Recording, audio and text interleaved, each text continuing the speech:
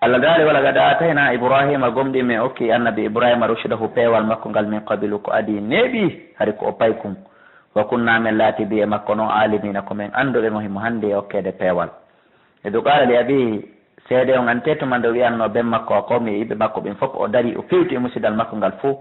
ko andir ton ko handudo e pewal wona goto wawi wad na kala wawi wadde ko wadi kon o dari o fewti e ben makko azar e fami on fo wi ma hadihi tamathil kondo woni ɗi nandollaji statiji allati ɗi antum onon laha wonande ɗi akifuna e ɗum ufinore o kon ɗum woni ɗi kaluɓe jaabi wajadana men tawi woni très simple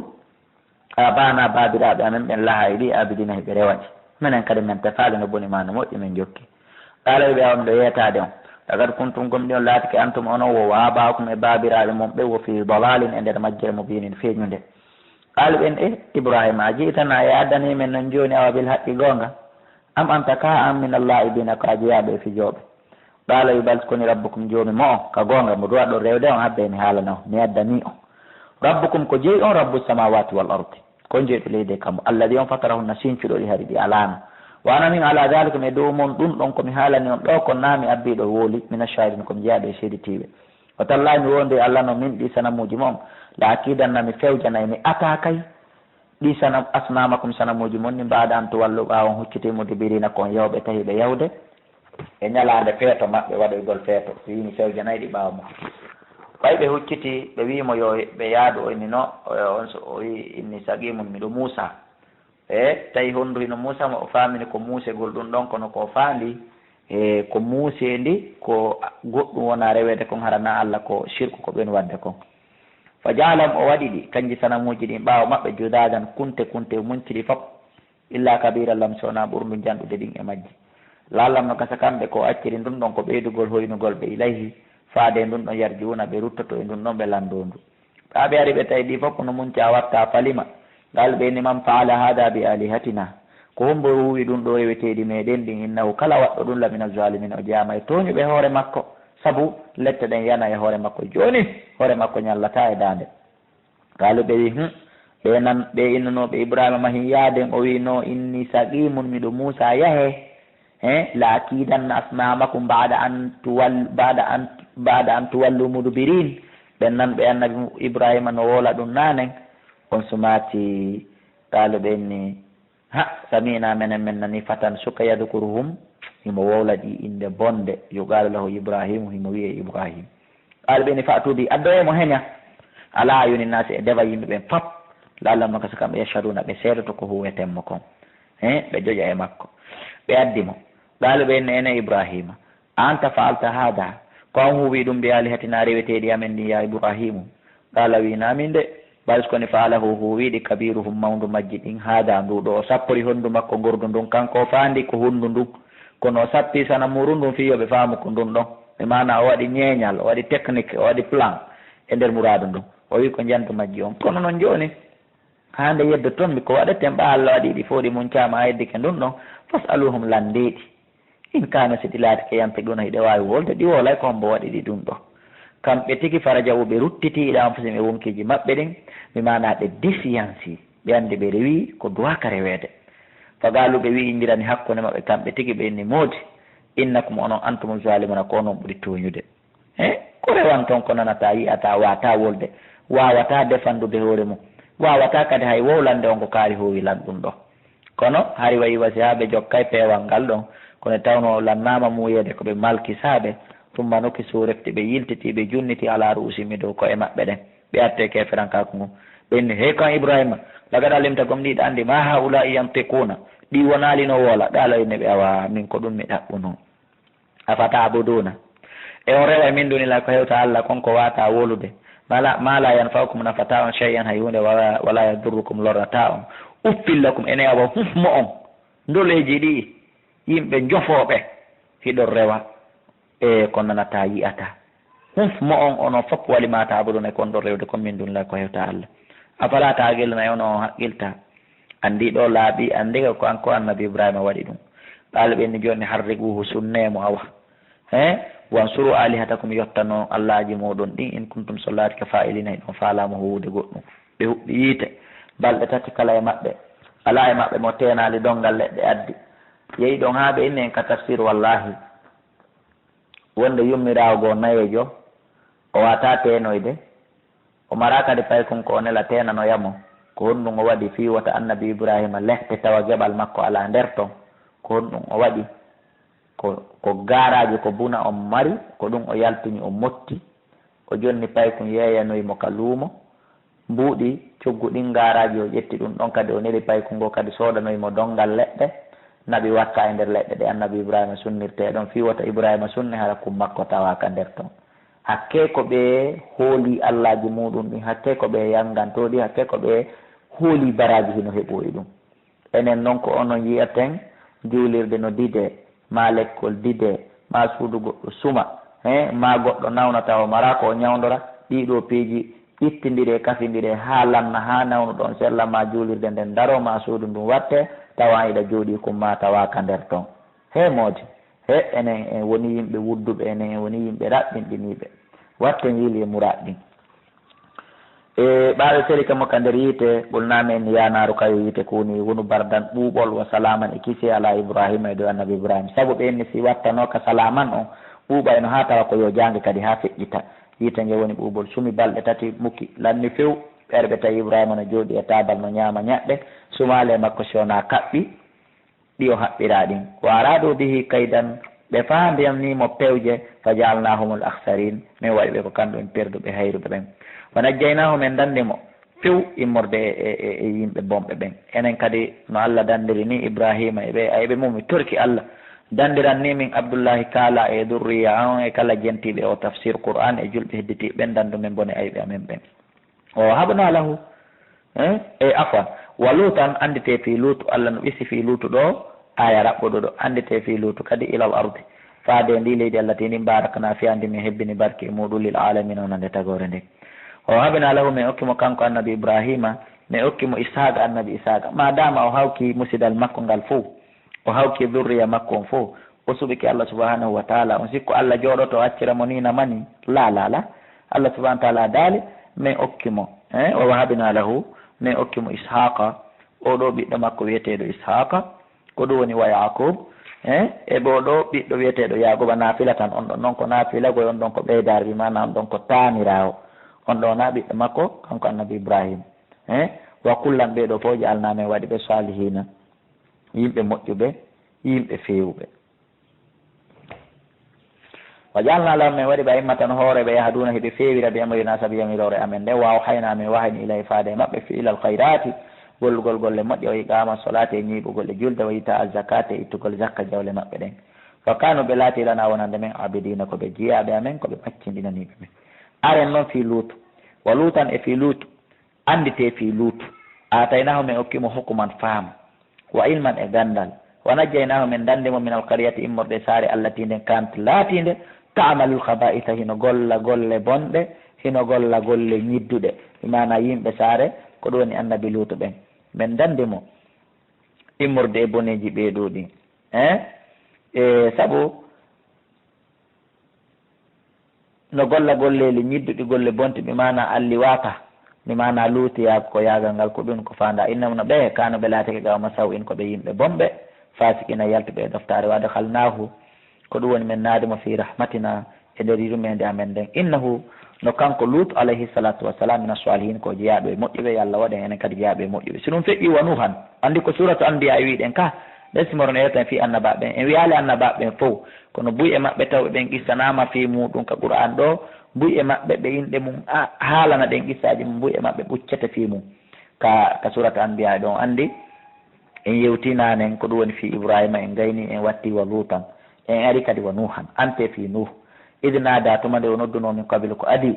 yimɓe makko ɓen yeddimo yawikemo bonnimo fastajabina lahu min notimo fanajjaynahu min dandimo walaw kanko e ɓeygude makko nde min alkarbil azim immorde tampere mawnude nde wonduno nden e mum wa nasarnahu min wallimo min alkawmi immorde yimɓe alladina ɓen kaddabu fennuɓe bi ayatina aji amen ɗe innam no kamɓe kano ɓe laatike qawma saw in koɓe yimɓe bomɓe fabaragnahum min yooliɓe ajmaina ɓe ɗen dangal wa dawuda wa sulaymana andite fi dawuda e sulaymana ko waɗi sikkidirɗen ɓeeɗo ɗiɗo ko ɓay ɓeeɗo ɗiɗo ko baaba e ɓiɗɗo idi yahkumani ante tuma nde ɓe ñawno fil harse e ngesa mban fi ngesa mban ede nafasat tumande hubbitino tumande yaltutuno fi e ngesa ma ganamol ɗawmi danmi yimɓe go'o yehi ñaami ngesa yimɓe go'o kadi munciba few wa kunna men laati li hukumihim wonande ñawre maɓɓe no shahidina komin seediɓe tawaɓe ha ñawre nden gasa annabi dawuda ñaawi ñawre nden ha gayni kono allah subahana taala on woppinimo e sawaba on gokkum allah famini annabi souleymana ñawre nden fi ɓeydugol ɓantugol systéme makko fo hamna ha men ñaawi famini ñawre nden souleymana annabi souleymana kono hande saɓotata annabi dawuda baba makko allah daaliwa kullan kono noon ɓe fowgoy ɓe fof maɓɓe atayna ko ɗum woni min okkiɓe hukman ko wiyete kon faamu wa ilman e gandal wa sakkarna min ɗeltima dawuda wonde ne annabi dawuda aljibala pelle ɗen ɓe sabbina hiɗe subbun hino hiɗe juula hiɗe waɗa adkar wondude e makko wat payra e colli ɗin kadi so tawi annabi dawuda fokkiti wadde adkar colli ɗin e pelle ɗen fof saffina to ɓaawa makko waɗa adkar wa kunna min laati fayilina komin huwoɓe ɗum hande jiɓotoɗa kono allah subahana taala waɗi tan honno colli e pelle nanirta ko goɗɗo wolata so wooli kanji kadi ɗi wola ɗi fillito ɗum allah daali wa kunna fa'ilin koni men laatiki komin golloɓe kala komin faala gollude yo wota ɗum mapine wota ɗum jiɓe min laatiki komin golloɓe inna faalna dhalika bihim min golli e maɓɓe ɗum ɗo fof gasali awa kanko annabi nuhu alayhi salatu wassalam wa allamnahu min jannimo san'ata labusin moƴƴingol belokaji ko annabi dawuda woni ko yaltini kanko woni ko inventi bayloyagal ko wiyete kon tafugol moƴƴingol coñci lakum wona nder li toho sina kum fiyoɗi dandu on min mbasi komi immorde hareji muɗum ndin o moƴƴina belokaji jande ko ɗum wiyete anti bal dendanagal tigi ɗi hino ka nder qur'an ko yimɓe ɓen ɓornoto yaaka jihaadi e dolokaji tekkuɗi ko yimɓe ɓen ɓornoto contre jango ngol hedo ko ɗewluɗi koɓe ɓornoto fi ngulen ndi fa hal antum taw si onon shakiruna on yetta e nemaji allah ɗi wali souleymana kadi min ɗeltanimo arri ha hendu ndun avion kadi ko ɗon kopiya ɗum kadi neeɓi ka yalti a sifatan ɗum hino wifa ko ndu sattundu wifugol tajiri ndu doginamo mbiyamo yehi e yamirore makko kanko annabi souleymana ilal arde ndu naɓamo e leydi ko ɗoni allah te ndin leydi e barakna fiha ndi min hebbini barke e muɗum ko fanda ɗon hiyal ardil mukaddasa wal urduna wa palestine pimana ko leydi wiyete ndin palestine ko palestine ka yiwɗon ɗon e irak ka yiwɗon ɗon ɗen leyɗele ɗiɗi ko leyɗele neɓuɗe noon annabaɓe ɓurɓe ɓen annabaɓe banni israila ko hakkude palestine e israil e irak koye hakkude ɗe leyɗele ɗo wonno ko ɓe huuɗi allah daali wa kunna men laati kadi kulli shay'in kala hunde alimina komin anduɓe menen allah si ɗum feƴƴi wa min ash-shayatini no jeeya e cheytanuji ɗi man yahusuna lahu ɗinɗino mutanamo ka baaru fubbo ko ɗum woni yungo yaltinanamo jawle koni toon wa yamaluna iɗi golla amalan golle goo kadi ɗuɗuɗe duna dalika ko hinaɗen kanji cheytanuji ɗin hiɗi gollanamo golleji ɗuɗuɗi mbi mana ko tawata wona ɗiɗi kontuɗen ɗo dunal gawasi hara wona mutugol ngol wa kunna min laati lahum wonande ɗi kanji cheytanuji ɗin hafisina ko min renuɗi ɗi mbi mana meɗen ayni ɗi hay gotit si wi jam photo me degilengel so ɗum feƴƴi wo ayyub janto fi andita kadi fi o annabajo allah wiyeteɗo ayyub ide naada rabbahu tuma nde o nodduno joyi makko o wi anni min masani ami milan abdourou lorra saabu nawnare tiiɗude heɓundemo nden wa anta arhamur rahimin ka wonde yurmeteɗo yurmoɓe sellinanmi torkema allah fastajabina lahu min notimo min jaabinanimo fa kachafna min hunci min ittima bihi kon ko e makko min durrin immorde lorra e muusindi wa ataynahu min jonnitimo ahlahu ɓeygure makko nden wa mitlahum e yeru maɓɓe ma ho wondude e makko min jonnitiɓe fof muɗum rahmatan ɗum ɗo ko yurmede min indina immorde ka amen waɗi kora ko waaji wonande tagore hedditinde nden kadi jaka sa tampi ko alaɓuɗo fewɗo a torike allah allah jaka jaabinanta waɗi kora ɗum ko waajulil abidina wonande rewoɓe men ɓen ɓe wi en ka tafsir allah subahana taala on ɓe wi en ka ibnu kasir allah sellinimo ha gayni ɓiɓɓe makko e ɓeyguli makko e jawle makko ko tawno maayi ma dogi fof muɗum allah wurniti mayɓe ɓen artiranimo e artiri dokuɗo ɓen o yilti okkorimo kadi ɓiɓɓe wano ɓiɓɓe ɓe o marnoɓen kadi o dubulanimo kadi rewɓe wano ɓe o marnoɓen e riwaya gonno mayɓe ɓen immintinaka jawle mayɗe ɗen kadi immintinaka mbal allah subahana taala artiranmo wuruɓe ɓen okkorimo ɓiɓɓe wano ko o marno kon okkorimo kadi wano ɗum watti hoore ɗum ko wano noon ka jawle ko wano noon ka ɓiɓɓe woɓɓe goo inni ko ɗum woni tafsir wa ataynahu ahlahu wa mislahum ma'ahum min jonnitimo ɓeygure makko nden yeru maɓɓe wonde maɓɓe woɓɓe goo wi desa ɓen ɓeygure makko ɓe o jonniti mayɓe ɓen fil jannati kaka aljanna alladina halaku ɓen mayɓe taw ɓen lanni mayde kaka aljanna o hetti ɓen ɗon o hettoyta ɓen ɗon o okkorimo noon ka aɗo naga ɓiɓɓe wono mayɓe ɓen o okkorimo ɓeygoli kadi wono mayɗi ɗin o maaya kadi o hettoya maynoɓe ɓen kadi ka aljanna o watta e hoore kadi wurnoɓen andi ɗon fo e mum haray o okkitimo embere ko ɗum woni ko okkornoma kon si tawi ɗum feƴƴi wiɗen annabaɓe mbuy e mema gissa maɓɓe seeɗa wa ismaila wa idris anduto kadi fi oɗo ismaila e idrisa wadal kifli e joom fawtagol oɗo kadi ko annabaji ko wiɗa wadal kifli ko saabu ko fawtotono oɗo tagore nden fi ñaami moƴƴa noon boyka ka makko hirtotono soƴƴa ko ɗum o wiila wadal kafli kullol ɓeɗo fof mina sabirina ko ɓe jeeyaɓe muñiɓe waɗo kalnahum min naari ɓe fi rahmatina yirmede amen nden innam no kamɓe mina salihin enele ko ɓe jeeyaɓe yimɓe moƴƴuɓe minal mursalina e jeeyaɓe nelaɓe gayra dil kifli so wona dil kifli on ɗo wona annabajo wona nelaɓe li annahu kana rajulan salihan kanko ko annabajo ko neɗɗo moƴƴo gorko moƴƴo walam yakun nabiyan ɓe inni en ka tafsir ibnu abbas wonde on ɗo nde wona o annabajo waɗan nun si ɗum feƴƴi andite kadi fiidu nun ko annabi yunusa bun matta woni ko fanda saabu ko linguel nguel moɗimo kon ko waɗi so wiya ɗum nun id dahaba tumande o yawnomo gadiban ko monaniɗo yimɓe makko ɓen saabu koɓe jaɓali kon gomɗinde fa zanna o sikki allah nagadir alayhi wonde men hattanamo mana min watama hewtitade fanada on so mati ɓe waɗi urɓa qissa on heno ari nokkugo juutini en feƴƴino kay suratu yunusa ɓe waɗi urɓa on so mati fa kana minal mudhadin o jeeya e luppuɓe e urɓa on mbi mana kanko o yani eɗen andi ɗum heno ari on so mati fanada o noddi fi zulumati ko ɗum woni ka nder niɓe e reedu linguel ngel nder toon himo o e nder reedu linguel ngel yilti woni kadi e nder tetekki linguel ngel yilti kadi Allah subahana taala no addi morolonji ndiyan ka hoore fewndo hoore ka o woni ɗon mbi mana ko ɗum woni ko fanda ɗon niɓe kono o ewni nder toon fi zulumati ka nder niɓe ten o wi anis koni la ilaha ala reweteɗo illa anta siwona an subhanaka laaɓal wodanima inni min kuntum laatiki min azalimina komi jeeyaɗo e toñuɓe fastajabna lahu on ɗon kadi min jaabinanimo min nootimo wonajjaynama min dandimo min algammi immorde sunogo wa kadalika ko wonini nunjil muminin allah daali ko ni min dandirta dendandagal gomɗinɓe ɓen wona dey fi annabi yusufa o feramaka ko lorru o torki e allah yaltimo allah yaltinimo annabi ayuba nawni waɗi duuɓi jeɗɗi ko nawni o torki e allah yaltimo allah yaltinimo annabi yusufa toujours so kama duuɓi jeɗɗi ka kaso o torki e allah yaltimo allah yaltinimo annabi nuhu torki allah yo allah dandumo ɓe yimɓe makko o dandimo annabi yunusa liɓama e nder reedu ngel linguel annabi zakariya torki allah ɓiɗɗo annabi ko ɗum woni e ibrahima torki allah ɓiɗɗo ɓeɗo fof mi okkoriɓe allah daali wona yon sikku dey ko fi ɓay koɓe annabaɓe waɗi ko annabajo tum men jaabinanta du'a fiyo en wonu enen kadi du'otoɓe allah daali wa kadalika nunjil muminin ko ni men dandirta bi hi gomɗinɗo allah taw tun ko a gomɗinɗo sa torikemo allah subahana taala ko ni okkorirayma wonen du'otoɓe allah accali jaabinde allah na annabajo tun jaabinanta bal en accuto woni torade enen en torotako du'a waɗama bidde e junngo men surtout enen ahlu sunna wal jamaa ko yen wolndiranan gonga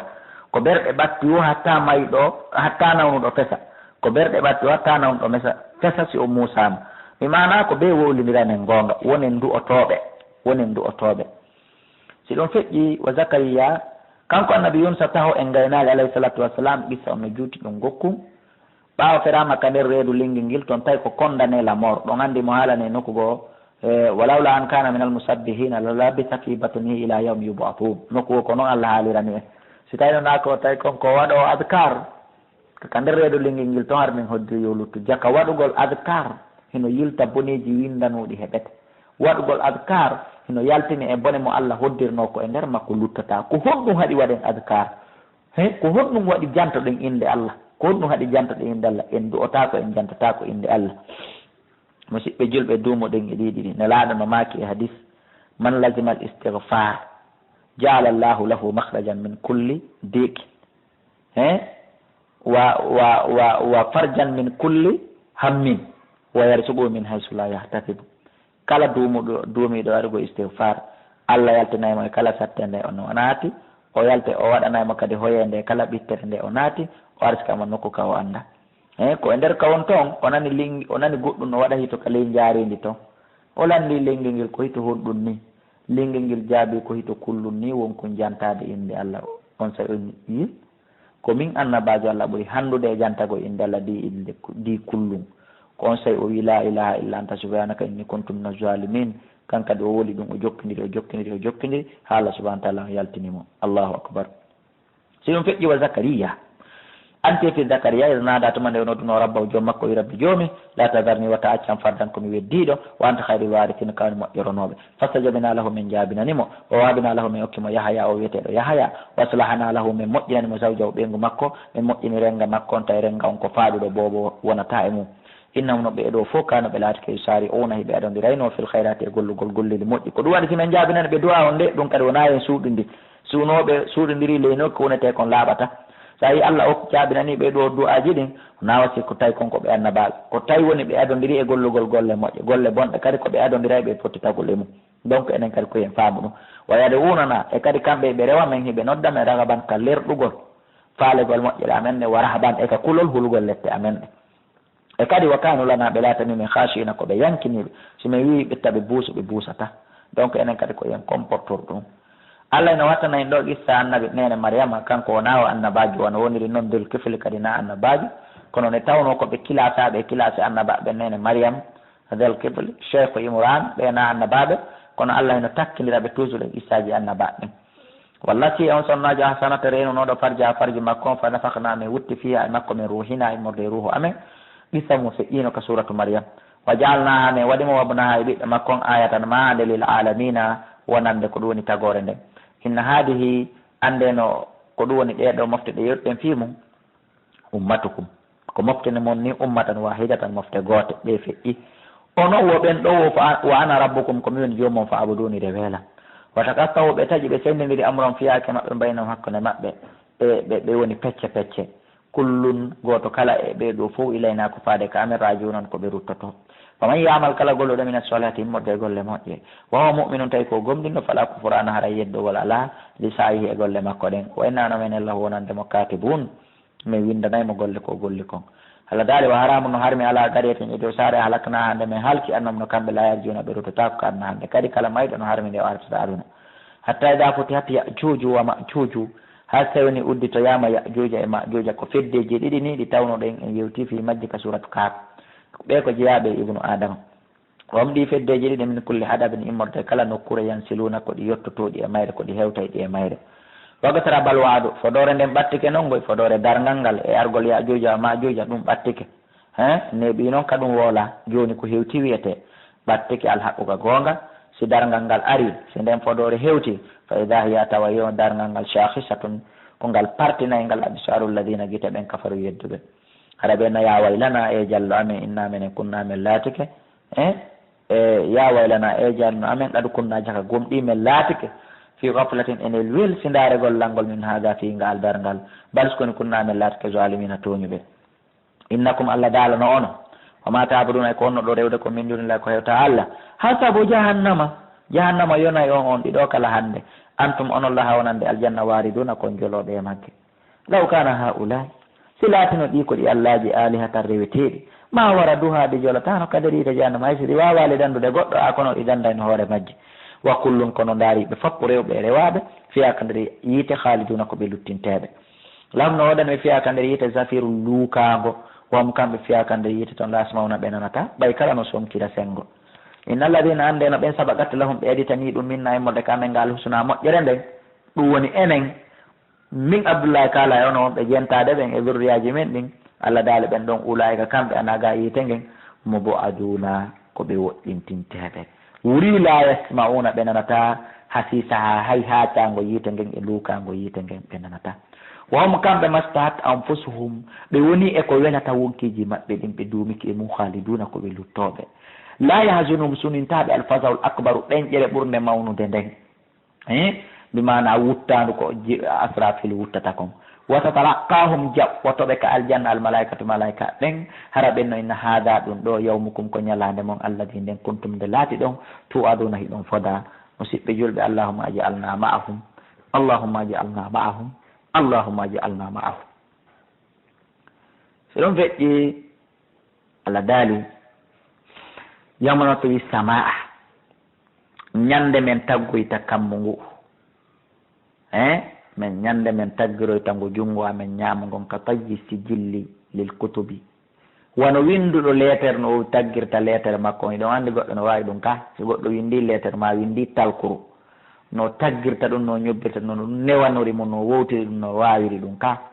ko noon min taggiroyta o asama min itta ko anndi ngolen asaman ko iwowo na luttowo ɗon si woni asaman ko iwowo na ferema fi étage ma on ma fi hoorema han kama badana ko wano min fuɗɗori noon awwalal halqi karande tagugol e toɓɓere maniyu tageɗara hunde e ala naiduhu ko noon kadi min ruttirtangu on tigi hoota kadi tawa hunde o ala waadan alayna ko fodore hoore amen in sukoni kunnamin laatike fa'ilina komin gollayɓe ɗum komin wowɓe ɗum wala gado katabuna gomɗi min windi min farli fi zabour ka nder zabour deftere jippinande hoore annabi dawuda min mbaade dicri ko ɗuni ɓaawo waaji ngumbi mana ɓaawo tawrata o jippade ndi tawrata adi jippade noon si zaboura jippi mi mana mi windi e hoore tawrata e hoore zaboura on ko adi ɓaawo feƴƴugol tawrata on wonde honɗum noon min windi kadi e nder nde qur'anare meɗen ɗo qur'anare moɗon ɗo min windi ɗon honɗum annal arda wonde leydi ndin yarithuha ronayndi ibadiya salihuna jiyaɓe en moƴƴuɓe ɓen yo Allah waɗi jiyaɓe Allah moƴƴuɓe woni renoɓe leydi ndi Allah subahana taala aɗaɗi inna fi hada ande woni e nder nde qur'anare la balahan waaju yettotongule qawmi nonande yimɓe abidina ɓene rewa Allah wama arsalnaka min neliralima illa rahmatan sowona yurmede lil alamina wonande tagore nden o wi innama yuha andu ko wahina kon ilayya faade an annama ilahakum wonde allahjo mo on ilahun ko allahjo reweteɗo wahidum goto diye e seul unique fa hal antum muslimun taw si onon on jebbilantomo fa in tawallah so tawi woni on hucciti on salike faqol wi adantukum mi duminanike on mi diisinanike on awa ala sawayin e dow fotodiran wa in sikoni adiri mi anda garibun si tawi no ɓatti an ɓayidun ka hino woɗɗi ma to aduna ngal dargal ngal fona ɗon mi anda min koni tun miɗo andi ngal aray mi wajoray on fi maggal mi haranayi on kadi ko ngal danger innahu ko woni innahu no Allah ya'lamu jara kanko ni andi ko feeñi comme minam qawli immorde konguɗi wa ya'lamu mo andi kadi ma taktumuna kon kon ɗo suuɗude fof e kadi wayin adri mi andala allahu no gasa dargal ngal ko waɗi ha o suuɗi ngal o feññinali no gasa fitnatullakum ko ngal jarrabu ye wonande on ko ngal bone wonande on wa mata on e dakki mi tago ilahi ha e lajal ma ɗum mi anda in adri mi anda la allahu yani wonde ko